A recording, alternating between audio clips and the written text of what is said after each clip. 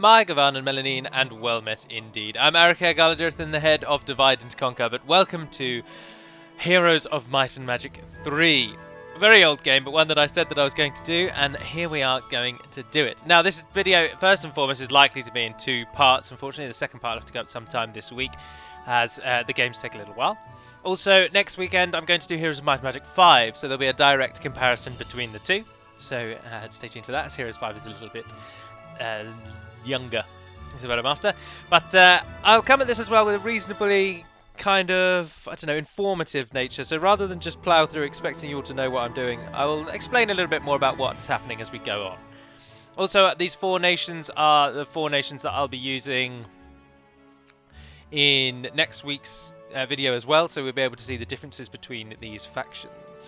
Now, I'm playing as Castle again, which is the same nation I played as when I did this, I don't know, 6 months ago or something, 8 months ago, ages ago it was. But we're up against Inferno, the Hell Nation, Necropolis, the Undead, and Stronghold, the Orc faction. Castle being the human faction, although we do get Griffins. I'm also playing with Christian, who is a Knight, which means he will specialise in attack and defence rather than spells. But he gets basic leadership, giving all of my troops more morale, and basic artillery. And his speciality is also artillery, ballista, sorry. So his ballista is going to do a lot of damage by the end. So let's begin. There's nothing really else to say. I'm playing on the slightly below medium difficulty because I find the advantage that it gives them at anything higher than 100% is unbelievable. This is back in the days when to make a game harder, the computer basically just cheats. And it cheats incredibly. Full stop. It cheats a lot. But this is your town. These are all of your buildings. So at the bottom you've got your 7 infantry producing buildings or unit producing buildings, ranging from your weakest to your very best. The pikeman to the archangel. And running across the top are all of your miscellaneous. So the town hall gives you gold, citadel increases your defences, you train heroes, you get your siege equipments, you learn spells, you trade resources, and the stables and Griffin Bastion are just little extras. So we want to get gold. Now the game gives you a certain amount of gold per turn. It's a turn-based game, which is another reason why I wanted to throw it on here, because turn-based seems to be my forte. I can apparently recruit these if I click on something down here. Yeah, that one. Now I'm playing with the HD mod, which is why this is in a window and why the game isn't really up close and blurry. It allows you to just expand the resolution that you use. So in each day we get 1,000 gold from Bretonia, our capital city. We move them up there to take on those units, and we'll go out. And Moretto Tower gives us extra defence, which just does exactly what you'd expect. You've got a higher defence, every unit that hero commands will have a higher defence. So it's standard, one of the standard skills. We're playing on a medium map with no underground, so not too large, not too small. And we are right next to green. And blue. Although blue can't get to us because of these mountains, they've got to come up through this gap here. And green's got to either do the same or come around here and get through those skeleton warriors, the undead. Now to get our capital, which is what we're going to go for first. The capital gives you 10,000 gold. It's the building after the city hall. It costs 10,000. It gives you 4,000 gold per turn. But we need a marketplace, a mage guild and a blacksmith to get it. So we'll go through for those.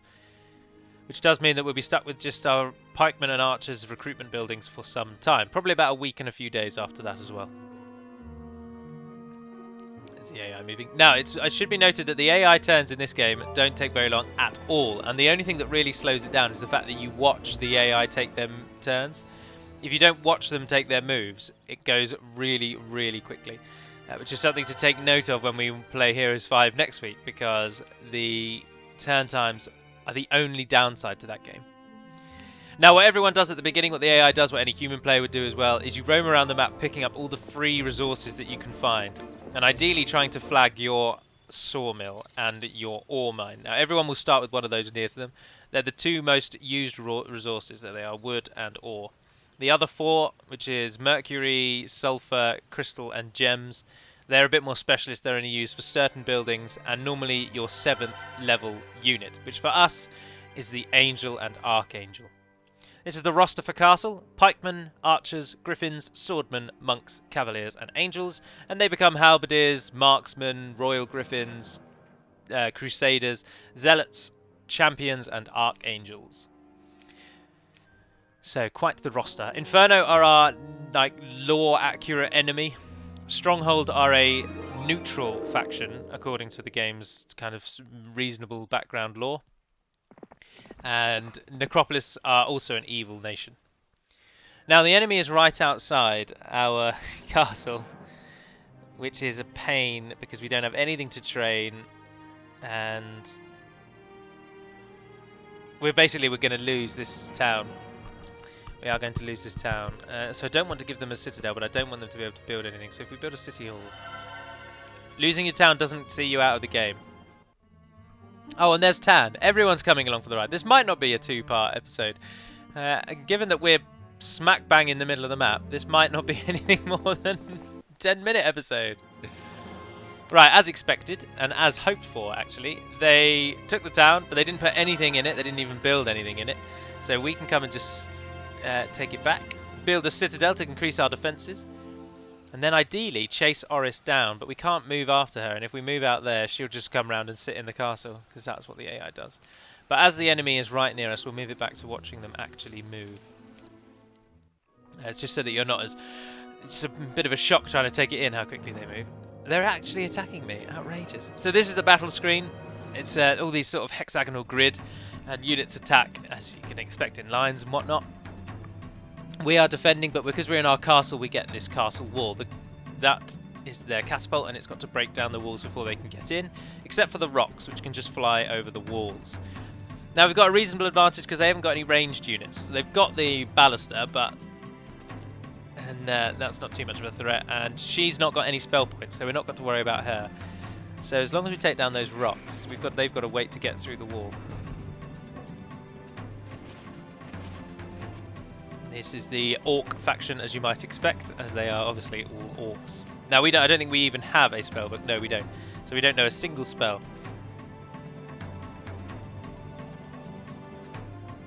Oh, it tells you how many shots you've got left. There's a few other features that the HD mod adds that are just useful, just really useful things. There we are, the rocks come over the wall. They killed 3 of our archers. Pikemen, you are called to honour. Ah, good, we took down 1. The rocks are the only threat. They really are the only threat here. If we wait with them... Ah, bugger, no. Kill it. Yes. Now, the other thing I should say is that the moat damages the enemy. So not only does it slow them down, it also damages them as long as they're standing on it. So it makes defending castles this early on so easy. Why they're attacking me, I just don't know. They never hope to win this. Now, there are other minor things to talk about, like, for example, the archer will have his attack stat is only accurate if the enemy is within half the grid of him. So an enemy standing back here, he will only do half damage against, and that's true for all archers except for a unit called the sharpshooter. So that's one of the game's battle mechanics. There isn't any flanking mechanics. They were added in a later game. Heroes 6 or 7 added flanking, I think. But in this version, there's no flanking. So attacking is just attacking. There's nothing special about it. Now that means that he got extra morale and he gets to go again. So away we go. My arrow tower's firing again. And they're down. Got 935 experience. Green just lost their hero. Now the AI gets a lot of heroes. It's like the only thing they do. They just spam heroes. And I don't particularly like it. I don't build that many heroes. So it's not the way that I play, but it's certainly the way that the AI plays. But now we're in a bit of a problem here because we're technically in the middle. Green has this whole northern side of safety. Blue's got the south and Tan's got the east. And I've got that desert area, I suppose, but it's on the wrong side of my castle from where I start. So, and Thant's probably going to come and try and take us out as well. But we're on day 7 actually, so if we just... there's nothing I can get within range. We can try it. I can't reach him, so there's no way he's going to be able to reach me, surely. Surely, he says, surely. No, Thant, stop! Yes! Well done, sir. Right, I think we can take him. And if we don't take him, it doesn't matter because this is the one I want. Because we can train... We've got defences in the castle. Alright, Christian. Your catapult's going to need to come in handy here because he's got quite the army. I don't want to risk going into there and getting those though, because that's 2 extra days. Right, let's do it. The HD mod allows for seamless transitions as well, as you see. There's no, you don't have to go through any loading screens or anything. Now he's got 20 out of 20 spell points, and he is a Lich. The undead, there's 2 classes for every faction, and for most of them it's a might and a magic class. In fact, for all of them there's a might and a magic class, and Thant is one of the undead's magic classes. Whereas Christian, of course, is a might class. Ah, perfect. Excellent morale boost. Take down those wraiths. Now, we didn't have the baluster in the city, because for some reason you don't get balusters when you're defending a city, and it's very annoying. But you do get them out in the field. Now, he just resurrected those, but it took 15 of his spell points, so any other spells he might have, he's pretty much just lost the chance of using them. The undead are a goodish faction, but they suffer in the early game from being very slow. These are their first 3 units, as you might imagine, and the zombie especially is really slow. It moves very slowly across the map, so it's quite easy to kite it. As you can see, we outclass him again. This is another problem in the early game for magic classes, is that a might class has an immediate appreciable effect. Your attack is higher, your defense is higher, all of your units benefit from that. Whereas a magic class won't really be benefiting his units at all. Something reserved just for us, might classes. Alright, I won't build anything because we want to get that capital.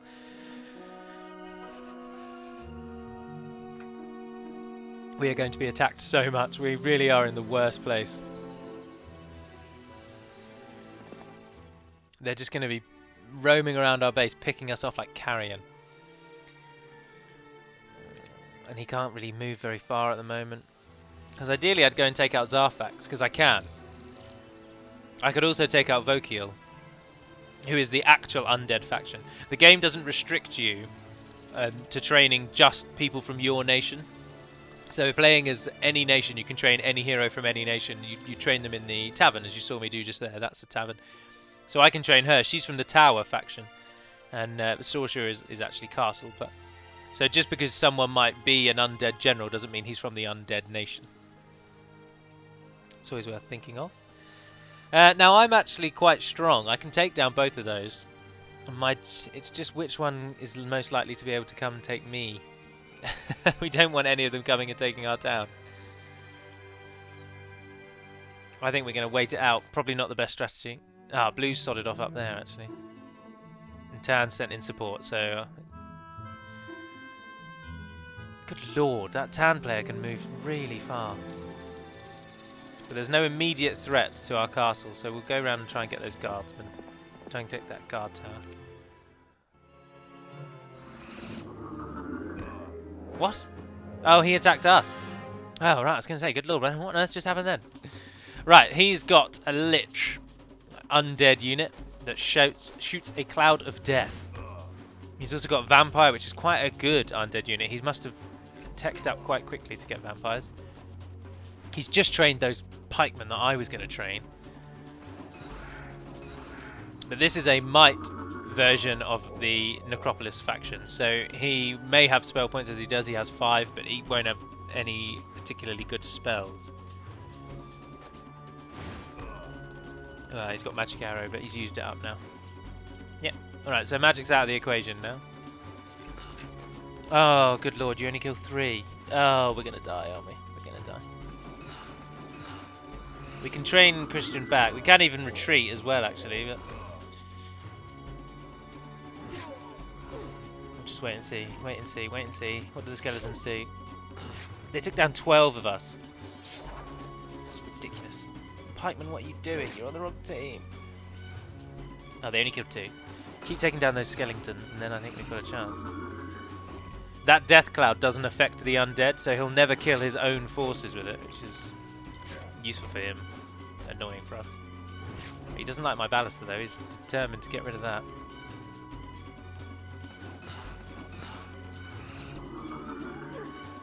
The Lich will have a limited amount of shots. Ah, but he's got 12 for some reason. Just have to hope our baluster might start getting some good hits on him. Why are they so obsessed with the baluster? It'll be because of that Lich.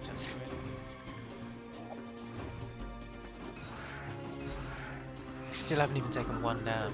We're not going to win, ladies and gentlemen. Volkiol is quite the leader, apparently.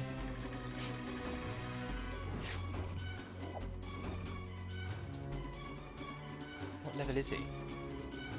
So I'm tempted to use it to shoot these because it will do a lot more damage against these, but the Lich will easily be able to kill him off before he reaches him. But we get good kill numbers if we shoot those things. Also, the closer we get to the Lich, the more damage it will start doing, so... Chance are on, we're just continually trying to stop these. Oh, the pikemen have moved away. Oh, he's just as good as me. We're not getting any advantage here. Look at that, the bastard's doing nothing. Ah! Don't kill me! He's gonna go right to the wire. Oh, yes, men! Yes, yes, yes, yes, yes. Oh, he's back to the Ballaster again. Ballaster has... Oh, it doesn't tell you how much health it has left. Yes, we finally killed one. Keep on these buggers. Pikemen and skeletons are both tier 1 units. The skeleton, of course, is the tier 1 for Necropolis pikeman for us, but the pikeman is slightly better than the skeleton. But because that undead cloud affects all living things, it affects his own living things, so it's not really that advisable for him to use it when he's standing next to his pikeman, but he is. Now this is where I think he'll win, because the zombie just does outclass us. It's a level 2, look, we only get 1 kill on it. He's lost his own pikeman. Now, what happens if we surrender? Yeah. Galthran, that wasn't even Volkiol. It was a secondary. And then we can train back our general. Now we're going to have to sit here for 2 turns, because we've got no troops, no money. Oh, he's really coming for us. We've just got nothing. We've got nothing that we can do. I can build one of them. That'll get me some swordmen, but... Build a spell book. At least we get magic arrow. This is the best I've got. Oh, he's gone south. He's gone for blue. Ah, he's attacked. Ah, no, see, we get 3 arrow towers now, so this was foolish on his part, because now we will beat him. The arrow towers are very, very, very good. They do a lot of damage. They're a really useful and dependable unit. Now, we don't have any archers, obviously, but he's got to get through the wall. Our arrow towers will be able to deal with the vampires and the lich, so...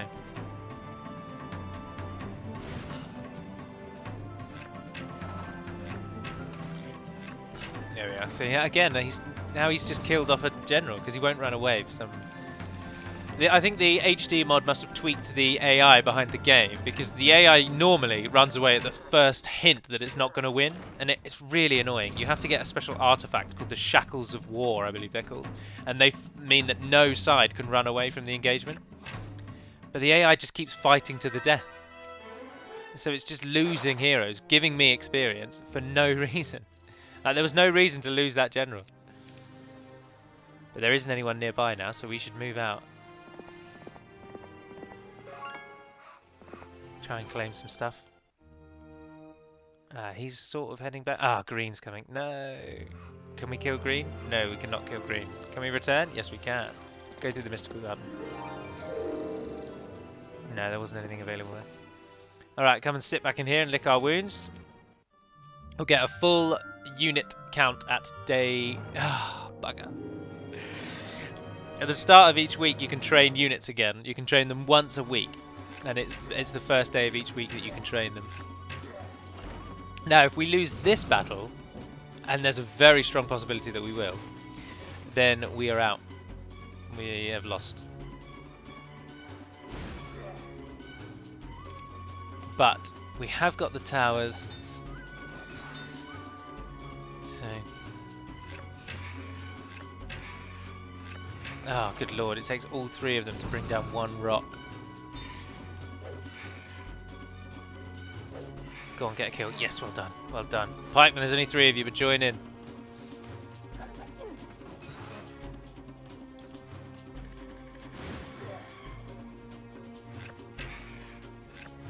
Yes, yes, yes, yes, yes. The middle tower does more damage than the 2 on the side.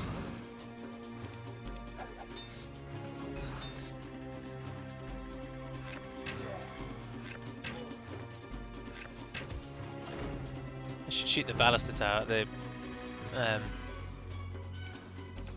That really, because it will never runs out of ammo.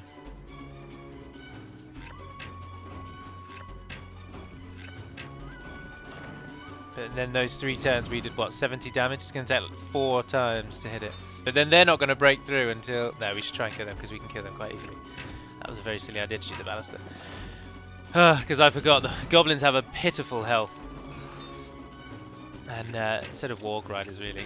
Yes, we've won! Yes, yes, yes, yes! Holding on! Expert artillery. Oh dear, Green's been vanquished. That's why he needed our town so much, because he lost his own town. Just train what you can. Stay there for 1 turn and we'll be able to train the rest of our units. What's Tan going to do? He can't reach me, surely. Yes. Yes, yes, yes, yes, yes, yes, yes. Now we've got Storm and we've got more archers. Now, what's he got before we rush out? Several, lots and a few. Galthran. Oh, I don't know. I'm going to save it. I'm going to save it. I'm going to save it. I am going to fight him because then we can go for that castle. Go on. I immediately regret this decision. No, it should be alright. He's only got 10. Come and defend the archers. Now, we've just got expert artillery, so our ballista will now do a lot of damage. Hopefully, anyway. Oh, he's just slow. That's interesting. No, it does no damage. It does absolutely sod all damage. Now, the representation in this game is obviously... Really, these are vast armies. Whenever you watch cinematics in this game, they always show lots of units all fighting each other, and it plays out like an actual battle. But because you can't have that many on screen, it does it all by the numbers. So that's how it represents it. Ah, there we are. That's more what we'd like to see. Goblins have a ridiculous movement speed. But then ogres, in comparison, have a terrible movement speed, so we get a bonus there. Can I make you wait? And something else take your get to go first? Yes! Archers can't shoot if there's a unit standing next to them. So you've got to be sneaky. Now, ogres are good. They're their 5th tier unit. 4th tier unit, sorry. Ah, but then I have got 10 swordmen, and they're just 1 tier behind. Nah, it's been a simple victory. And again, he's not going to run away. I think that's something to do with the difficulty level. The difficulty level I've chosen means that he's not going to run away. So we'll press on and pursue him. It's been a fight, but we've survived the opening start. Can't really leave that abandoned, but he's only got some zombies in there. Let's go for it. Blue aren't doing anything. He's trained a few more things, but it only has a fort. So he won't have any arrow towers. So this is going to be an easy victory, and we've got a 2nd town. Perfect. Men move out.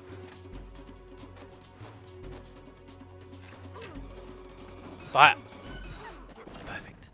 Now, as I say, generals directly affect the battle. Heroes directly affect the battle, sorry. So these units will all be terrible because none of them have any bonuses. My units have all got Christian's 4 attack and 4 defense bonus, and his expert archery.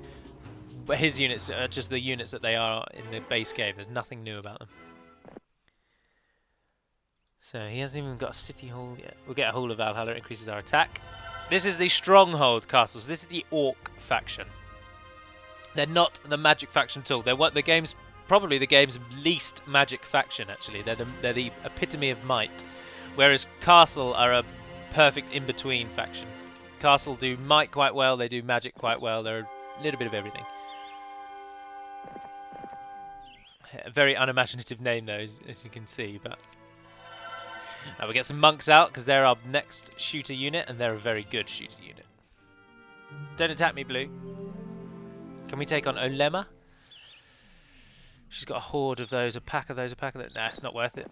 If she takes that town, she takes that town. She'll have Tan knocking on her door as well, so. Join together.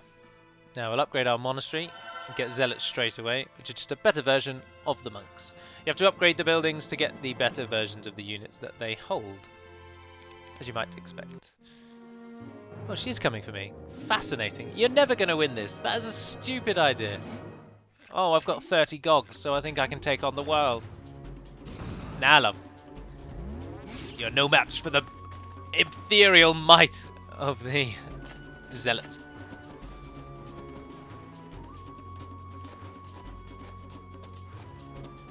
This, as I say, was the demon faction. They are the hell faction. And they are the direct opposites to Castle. So much so that their 7th tier unit, their best unit, is the demon, and ours is the angel. Or the devil, sorry, this is the devil. This is the demon. Right, we'll sit behind the walls again, because nothing he's got can fly over the walls. Take down what he's got that can shoot over the walls, though. They're really going for our zealots, aren't they? Ooh. Thunder's over. Shoot those, you might get a kill off. You can... No, you can't do anything because you haven't been in there for a day. You have to be in the town for a day to replenish your mana.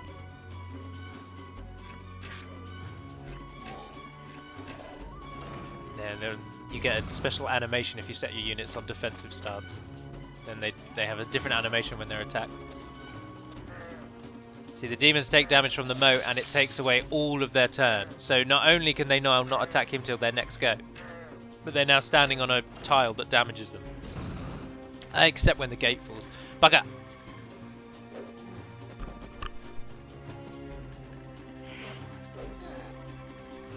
Now his imps are kind of a glass cannon. All first tier units are kind of a glass cannon. Because they do a solid amount of damage en masse. But they die so easily that it's often not worth even sending them into attack because you lose them before they do anything significant. It's only you want to try and maneuver your tier 1 so that they get their first attack in, so that they attack first. Because if they don't attack first, then they will always take massive losses. The game's best tier 1 unit is the Centaur, I think, from Rampart. But it's closely followed by the Pikemen of our nation.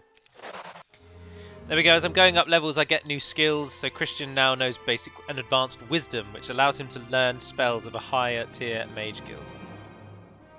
Something I think is quite useful. Alright, let's upgrade our archers, as our zealots all died.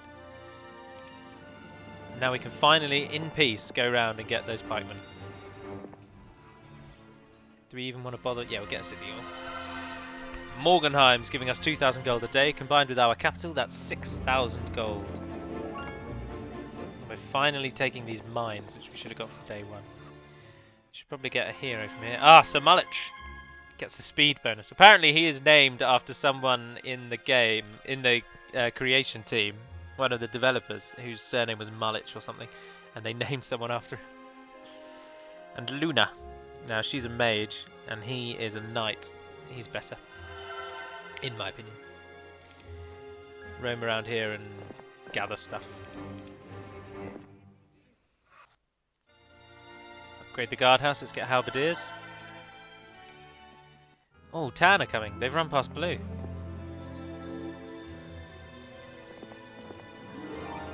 The obelisk shows a puzzle map. And once the map is fully revealed, you go to the location with the X on it and you dig and you'll find the Grail. If you take the Grail back to your town then gets an extra 5,000 gold a day. That's the equivalent of having 2 extra towns, one with the highest level building and one with just a standard town. With the second level money building. And it increases creature generation in that town. It doubles it, so if you got 2 of your best units from that town, you'd now get 4. It's really very powerful. It's a very useful thing to go for. So if you even come remotely close to getting it in a map, then always do. This can't actually train anything, but I want Sir Mullich to give his castle units to Christian, so that they're not wasted. Right, what do we know so far from that puzzle map? We know that it's in my area, I think, because this is Inferno terrain. No, it's basically where I'm standing. It's pretty much where I'm standing, if I am thinking correctly. Ah, no, it's down here. Ah, bugger, it's in the southern section. I can't reach there yet. Because if we go to the puzzle map, you see these rocks and trees here. There's a bit of... oh, we can't see that south. And then there's rocks and dirt rocks there. And that matches up that and that. So it's there somewhere. Anywho, return home, Sir Mullich. Christian, come and meet with Mullich. Take his units, and then return home yourself. Do we want to upgrade anything here first? 2,000, 1,000, yeah, let's upgrade that. Train everything. So we've got Royal Griffins, Halberdiers, Marksmen. We're still only on Swordsmen, and we've got Zealots. And for 12,315, we can train almost everything.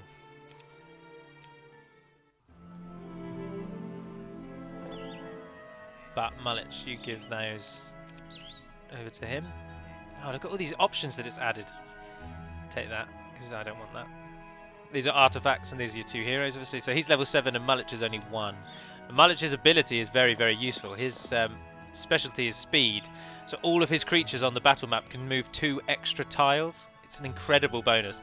So much so, I think that he's banned in competitive play, because his bonus is just so great. People can't counter it. There we are. We've got our swordsmen up to champions. Our army is almost complete. Oh, those haven't been upgraded either. There we are. Now we've got a nice looking army. Can we train anything more? 1,200. We get a few more of each. Now we're really sinking our teeth into it. Let's head south and try and find this tan player. Oh, everyone seems to be holed up. Now, if this, what are we on at the minute? About 30 minutes now. I don't think we probably will need 2 episodes, because I think we're now firmly on top. It's just a case of taking the Tan Castle, and we've come across the Necropolis Castle. Death's Gate. Yeah, we'll roam in and get that. Upgrade a few things here, because we can. Build the Griffin Bastion. That increases the number of Griffins we get per week. As you can see, the town is just a 2D image. The whole game is 2D. But it updates as you update buildings for it, and I've always liked that. Heroes of Might and Magic 4 had a rubbish town screen, but Heroes 5 has a really good one. And then in 6 they went backwards again, and they did a strange one. Ah, they've not got very many troops, and they've not got a castle. They've only got a citadel. So we attack them. Griffins, move forward. Oh, he's meteor stormed us. 9 creatures perished. 5 marksmen perish. Bring them down. Some units get an ability to stop enemies retaliating against them. So the vampires have just that ability. So if they attack you, you can't retaliate against them. Which is annoying, because the Royal Griffin has the ability whereby it has an unlimited retaliation. So if it's attacked 6 times in a single turn, it will retaliate against everyone, whereas most units can only retaliate once. And another feature that we saw just there is the Crusader will always attack twice. So on every turn, he always attacks twice. And these are another reason why I'm highlighting all these things is because when I play Heroes 5, we're going to play as Castle, although they're now called Haven. And they have almost identical units as they did in this version. But some of their abilities have been changed. Oh, this has been a simple victory. Send in some spells just because we can. We lost 22 archers, but otherwise insignificant losses. And Tan has been vanquished. Good lord, we're doing very well. We are absolutely stomping it. All thanks to Christian and Sir Mullich holding on at the beginning. See, the AI is sometimes so aggressive that it kills itself off before it even has a chance to do anything. It's very, very silly, but it does happen quite a lot. So we've taken their town. They haven't even got a city hall. But then the problem is I've played the difficulty level above this, and they get so many bonuses. They're almost impossible to stop. Well, for me anyway, because I'm not that good. We've learnt more of the puzzle map. Can we take them down? Yes, we can take your castle very easily. We're going to win, aren't we? We're about to win. Didn't even get to show you our champions or our angels. He's down. Now what I might do, these are obviously just teasers basically. This is to compare these two games. But if you do particularly enjoy these, then do post your feedback, because there are campaigns for these games. Heroes has got about 5 campaigns. No, it's got 5 campaigns for the base game, and then there are 2 DLCs which are bundled into this complete copy, and they've each got about 5 campaigns. There's quite a few campaigns for Heroes, and there's a few campaigns for Heroes 5 as well. I'm about to complete the first one, which is Haven. So then the next campaign is Inferno. which is the same nation. So the Hell faction. Here's the Hell faction's town, or Inferno, as I say. That's their real name. We don't really want to buy anything, but I can show you what their units all look like. There's the Imp, they're level 1. The Gog, they're level 2, which is ranged. Hellhounds, Demons, Pit Fiends, Ifrits, and Devils. And that's their full roster. Arguably, their best unit is the Pit Fiend, because sometimes the level 7 unit isn't actually kind of worth its cost, and the Pit Fiend does a lot of damage and is very, very good. I always recommend getting those. If you want to see what Necropolis look like, Necropolis the Undead, the skeletons from the Cursed Temple, the Walking Dead and then zombies from the Graveyard, the Wights and then Wraiths from the Tomb of Souls, vampires from the Estate and vampire lords from the Manor or Mansion, Liches and Arch-Liches from the Mausoleum. Hall of Darkness gives you Black Knights and Dread Knights, or Death Knights, one of the two, and Bone Dragons become Ghost Dragons. And that's Necropolis. And an interesting, weird little twist. I've never really understood what this is, but this is their blacksmith. And it seems to be some sort of blood harvesting structure. I've never really understood it, and I think it totally does not fit with the rest of their base. Always felt that it felt out of place. There we are. Oh, we can now see the whole thing. Now, Blue has just lost their town, so they're going to be fighting. They're going to be coming for it, surely. Oh, there's their hero. In a boat. Dima. Do we think we can take him? Yeah, go on. Oh, yeah, very easily, actually. Griffins get straight to it. Oh, you legends. The Behemoths are from the Dungeon faction, which hasn't been displayed this time, as we've got Inferno, Necropolis, and Stronghold. Move in, my Crusaders. Finish those off. Marksmen get 2 shots as well. The Castle are the beginner nation. They really are. They're the base nation. Their units get really good traits. For example, the Crusaders attack twice. The Marksmen fire twice. They're just an alright, easy to understand and easy to use faction. Whereas some factions, particularly Dungeon, who we haven't played against here, but they have different bonuses and they can be a little trickier to use and they require a bit more depth and skill. The Castle are straightforward. And we have one! Well, that's nice though, because that rounds it off, doesn't it? We can defeated all of our enemies. I think what we've learned here is we do need to raise the difficulty level because we survived and we won then straight away after the initial rush. And but then that was good because then that can be a single solitary video. Our final score was 221. Our rank is Medusa. But that's Heroes of Might and Magic 3. That's I absolutely love it. It's simplicity, it's basic gameplay, the swift turn times.